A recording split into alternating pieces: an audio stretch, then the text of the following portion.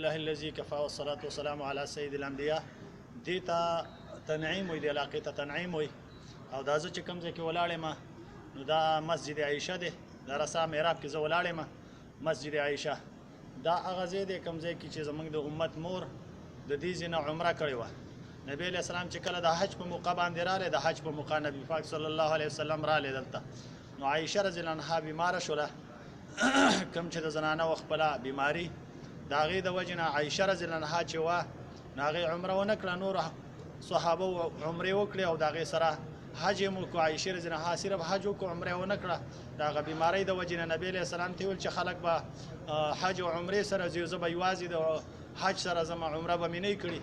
نبي علیه السلام د عایشې رضی الله عنها رور ته ویل عبدالرحمن رضی الله عنه ته، کوم چې د ابوبکر رضی الله عنه بچی و، چې عبدالرحمنه د خپله خور د ځان سره بوځه عایشه رضی الله عنها او تنعیم ته لاړ شي، دا ځای ورته یاد کړو او د دې ځای نه په هغې باندې عمره وکړه. نو زمونږ د امت مور عایشه رضی الله عنها دلته راغله او د دې ځای نه بیا د عمرې نیت وتړلو او د دې ځای نه بیا لاړه. څه 7 کیلومیټر یا 7.5 کیلومیټر دومره فاصله مزل دی. دا هغه د دې ځای په منځ کې فاصله ده. به هر حال د دې ځای نه اوس خلک عمرې کوي. زمونږ د احنافو په نسبت باندې د دې ځای نه عمره کېږي.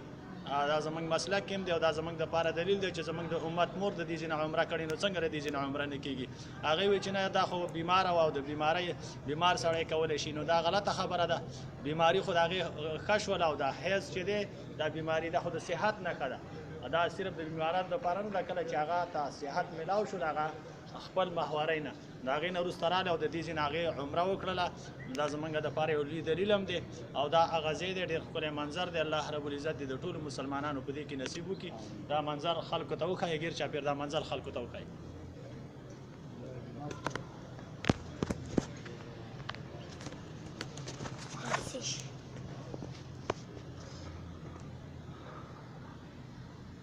دا د مسجد عایشې اندرونی منظر دی، ټول غیر چاپېر یو جنتی ماحول دی.